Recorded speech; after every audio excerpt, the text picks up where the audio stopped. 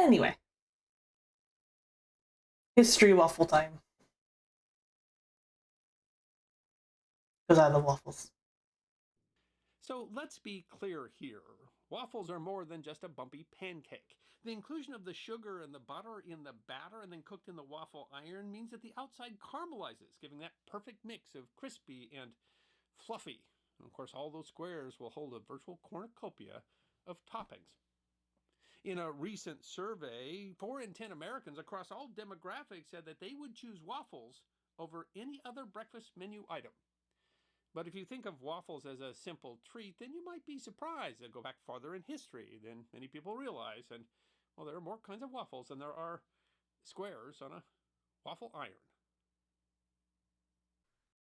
Waffles have been around longer than you might think, long enough that their exact origins are unknown, but the origin dates back at least to ancient Greece, where flat cakes called I'll allow obelios it. were cooked between two metal plates. Smithsonian Magazine writes that users held them over an open fire or on the hearth and tried not to burn the waffles or themselves. The food history website Food Trail gives two possible etymologies for the name. One is that the small flat cakes were sold for an obol, a copper or bronze Greek coin valued at 1/6 of a drachma. A second possible origin for the name is the Latin oblata, meaning an offering, something that would more closely follow the evolution of the treat. In any case, Greek obelios were not waffles as we recognize them today and are more described as proto-waffles.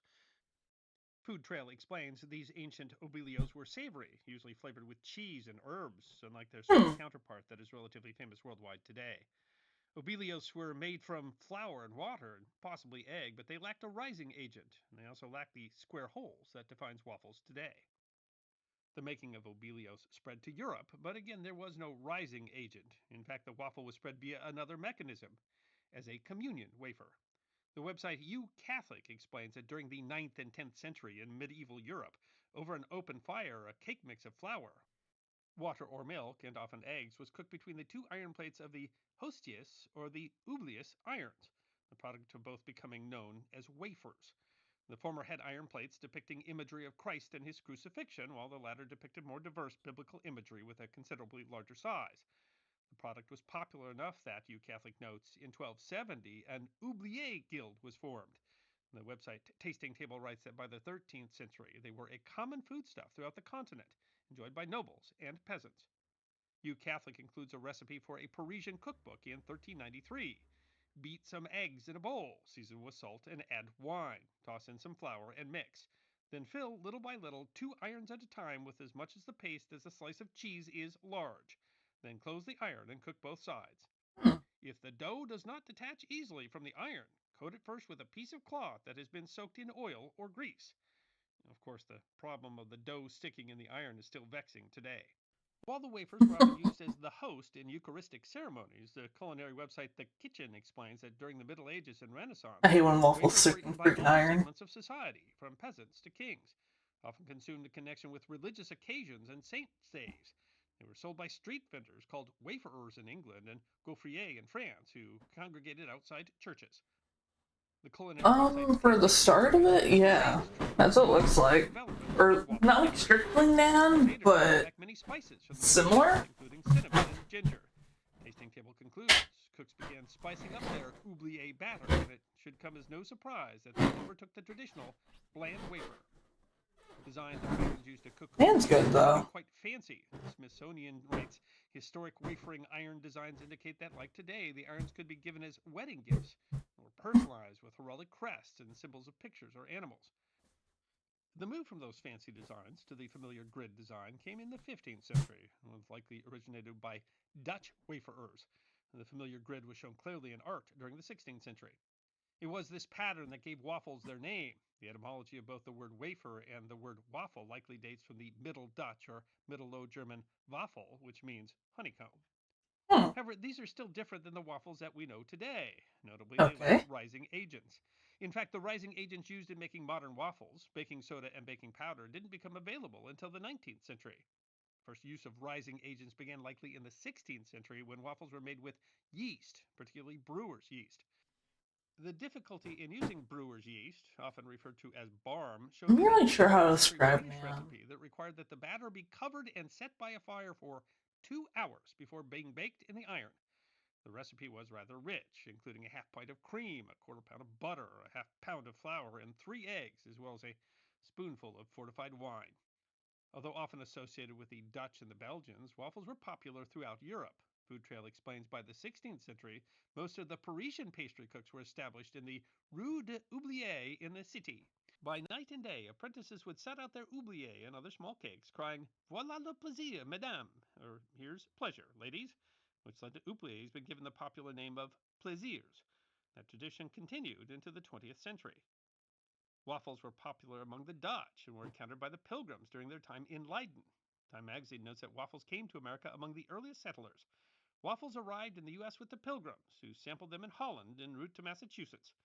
It was in this new world, of course, that waffles encountered their natural complement when Algonquin people taught the European colonists how to harvest and make syrup from the sap of the maple tree. Oh, yeah. It's all coming Waffles together. were well known in colonial America. The website Manuscript Cookbooks Survey notes that William Livingston, who would eventually become the first governor of New Jersey, attended a supper party called a waffle frolic in 1744.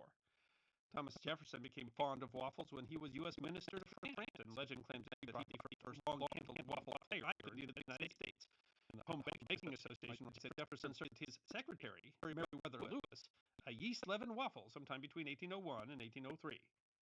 The making of waffles became easier in the 19th century when chemists developed the first shelf-stable baking powders, a mix of bicarbonate of soda and cream of tartar, which acted as much simpler to use leavening agents. Still, waffles had a problem that had existed since the ancient Greeks: the irons. Smithsonian Magazine explains trouble was the old waffle irons were hard to handle. They were heavy and cumbersome, and the user often got burned. The wooden handles tended to get scorched, as did the waffle, since it couldn't really be checked to see if it was cooked. The problem was solved by one Cornelius Swartwout, who patented a new waffle iron on August 24, 1868. His iron, Smithsonian explains, was the first waffle iron that would sit easily on a wood stove and included a useful handle for opening, closing, and turning the device without getting burned. The date of the patent, August 24th, is now celebrated as National Waffle Day in the United States. Another improvement came around the turn of the century. The culinary website Grub Americana notes that prototypes for electric waffle irons were made by Westinghouse and General Electric by 1900. But they weren't successful because the technology of heating elements was still very young. The first commercially successful electric waffle iron, they write, was produced by the Simplex Electrical Heating Company of Boston, Massachusetts. Other manufacturers then started to produce electric models, leading to what Grub Americana calls a golden age of waffle makers between the 1920s and the 1950s. The first ready mix pancake batter was produced by the Pearl Milling Company in 1889, and by the 1930s, several brands were producing ready made mixes for pancakes and waffles. Among those was a company owned by California brothers Frank, Tony, and Sam Dorsa, who started producing a ready made waffle mix, mostly for use by restaurants, in 1935. Later, in the 1950s, Frank Dorsa invented what a Grub Americana called a giant waffle iron carousel and started producing and selling flash frozen waffles that could be heated in a toaster. Waffles had what seemed to be an odd name. The company originally made mayonnaise made with 100% farm fresh eggs. And to emphasize the quality of the mayonnaise, the brothers named their company Eggo. That's right, Eggo waffles were named for mayonnaise. That's funny. My mayo. Eggo frozen waffles first started selling in supermarkets in 1953. I never love Eggo and mayo. Kellogg's Company in 1970, and in 2023, Kellogg sold nearly $860 million in frozen waffles. The Belgian waffle, which uses a lighter batter and larger squares, was introduced popularly to the world at the 1958 World's Fair in Brussels, where it was particularly popular among Americans. Waffles were further popularized at the Seattle Century 21 Exposition in 1962 and the 1964 New York World's Fair. However, the term Belgian waffle is a misnomer. There are some 25 regional variations of waffles in Belgium. The recipe used by Belgian Maurice Vermersch at the 1964 fair was actually a simplified type of the Brussels waffle, but he changed the name to Belgium because he found that Americans could not accurately identify Brussels as the capital of Belgium. Oh, that's fair. A peculiarity in America is the dish that combines waffles and fried chicken, a typical part of the culinary tradition called always the smartest when it comes to map There's stuff. a reason that a traditional breakfast item is combined with a traditional dinner item. The website 50 Kitchen explains that the dish was created at the Wells Supper Club in Harlem and is related to the rise of jazz music in the Harlem Renaissance. 50 Kitchen explains. The story always goes that the dish was designed to be served between dinner and breakfast in the early hours Chicken when and musicians were likely waffles. finished Let's with their sets. go. A Harlem native even brought the recipe to LA when he moved out to I the love West chicken and Coast and began the waffles. trend of fried chicken and waffle dishes on the Pacific Coast. And speaking of American traditions, every American can likely tell you the best Waffle place to iron find broke. waffles, day or night. Damn it. All you need to do is look for the large yellow and black block letters Waffle House. The Waffle House webpage writes that the first Waffle House was opened in 1955 when Joe Rogers Sr. and Tom Faulkner were living in Avondale Estates, Georgia, when they decided to open a 24-hour sit-down restaurant for their friends and neighbors, focused on people on both sides of the counter. That restaurant, they write, would change the world. Smithsonian Magazine noted that in 2019, the Waffle House sells approximately 145 waffles every minute of every day, and it's 2,100 restaurants in 25 states. Damn. And That's a lot of Smithsonian notes that waffles. there's another important invention that came from waffles. In 1972, University of Oregon track coach Bill Bowerman applied for a patent for a new kind of sports footwear that featured shape rubber studs on the sole to provide better traction. The inventor used his wife's waffle iron to create the pattern grips on the bottom of the shoe. What? Bowerman, who later founded Nike, was often running.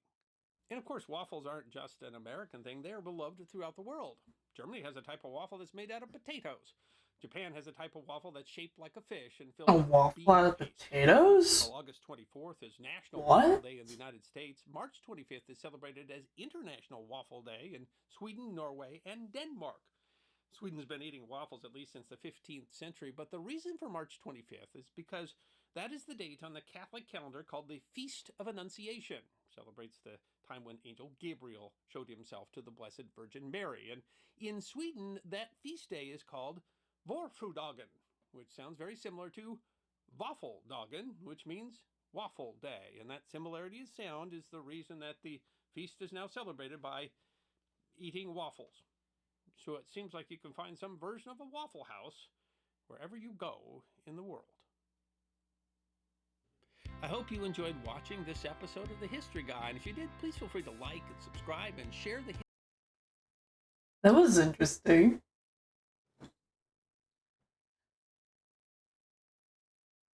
Yeah, I'm a little disappointed because I saw the picture of chicken and waffles, and I was like, I should make chicken and waffles. And I remember, like, my phone have a fucking waffle iron right now.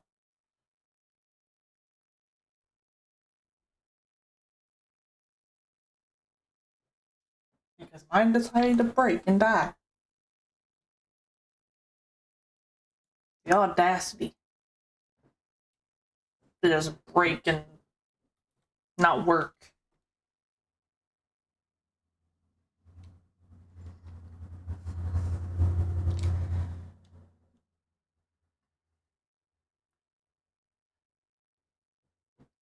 Like, how dare it? Like, I use it a lot, I'll admit, but like you couldn't have waited till payday to die.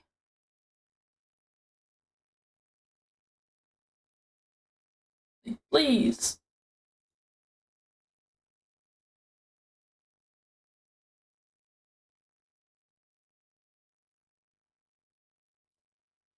So usually, if when I have naan, it's usually with like garlic, garlic and like cheese usually.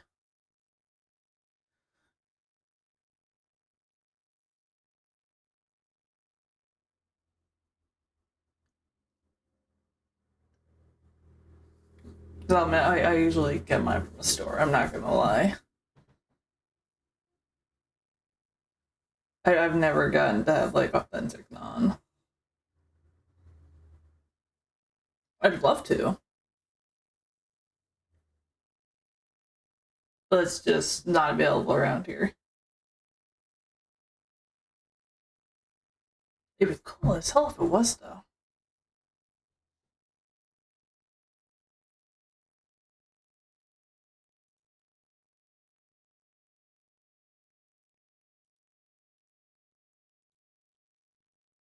It'd be so cool.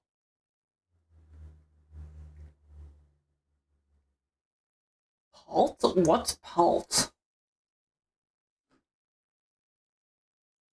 If I'm even pronouncing that right. Assuming I am. You thought this was Bill Nye. I mean, I see the resemblance, but no.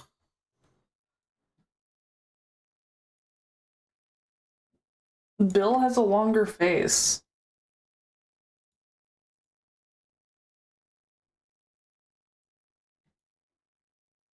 And I don't know what else.